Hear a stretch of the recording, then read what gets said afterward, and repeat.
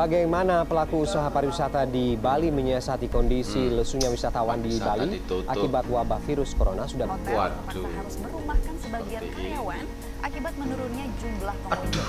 Hilang pendapatan ratusan juta rupiah per harinya. Presiden menilai pandemi COVID-19 akan mengakibatkan perubahan tren pariwisata. Mana-mana harus pakai masker. Intinya, para wisatawan akan mengedepankan tingkat kesehatan dan kebersihan serta keamanan untuk dipertimbangkan dikit menjaga cuci jarak. tangan. Ambekan Senin Kemis pangga nutupi ngangge masker. Wis to, Pak. Ini kan anjuran pemerintah untuk kebaikan kita juga. Apa salahe to manut sing sabar. Nah, ini akan telepon. Halo? Assalamualaikum. Nggih, Pak, leres. Pripun, Pak? Di cancel, Pak.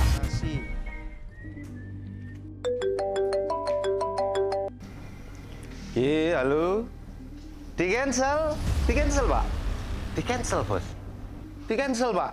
Guru-guru corona. Anda pernah mengalami hal serupa karena menghadapi masa pandemi seperti saat ini? Apakah Anda menyadari bahwa hal ini dapat menimbulkan dampak buruk bagi kesehatan jiwa? Tak sedikit yang mengalami tekanan atau stres menghadapi masa adaptasi kebiasaan baru ini. Salah satunya karena harus kehilangan pekerjaan. Hal ini mungkin menimbulkan beberapa hal yang tampak umum, seperti susah makan, susah tidur, serta kecemasan yang berlebihan, tampak muram, kehilangan minat, serta alergia atau selalu lesu dan lemas. Tetapi kondisi ini patut diwaspadai apabila terjadi hingga 2 minggu berturut-turut.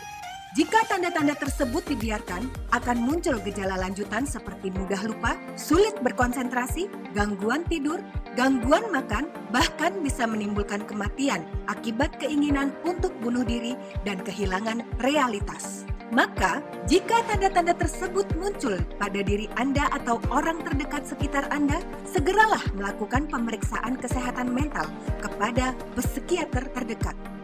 Manusia itu terdiri dari 3 unsur, pikiran, perasaan, dan perilaku. Apabila terjadi ketidakseimbangan dalam beradaptasi dengan kondisi baru itu, maka ada gangguan dalam pikiran, perasaan, dan perilaku. Gangguan yang paling pertama kali muncul adalah terjadinya gangguan penyesuaian. Masalah kecil-kecil itu kalau tidak diselesaikan dengan baik, dia akan menumpuk sehingga ketika sampai ke ambang tertentu dengan masalah kecil aja bisa memicu menjadi penyakit, kan begitu. Ada pemicu yang sebenarnya kecil tidak sesuai akhirnya. Betul.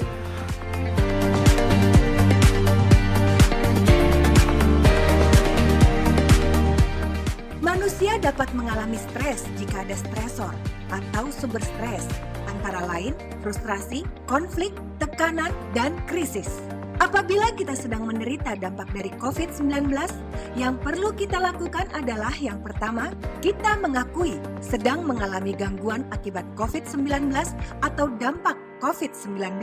Yang kedua, kita bisa segera mencari bantuan, bisa dari keluarga, teman, tenaga profesional seperti dokter, psikolog, atau psikiater untuk mengurangi dampak gangguan tersebut. Harapan untuk masyarakat adalah yang pertama, segera beradaptasi untuk menciptakan keseimbangan baru. Yang nomor 2, adaptasi dengan cara membatasi kegiatan, mengikuti protokol kesehatan yang sudah ditetapkan, dan segera mencari bantuan apabila mengalami kecemasan, kesedihan, kemarahan, dan gangguan yang lain.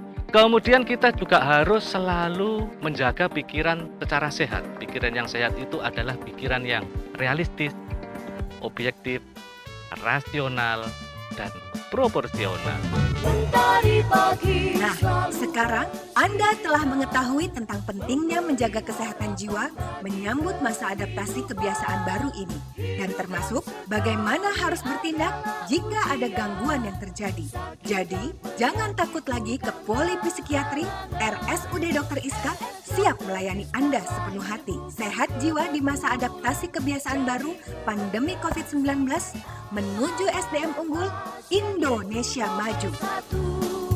Ayolah maju terus maju.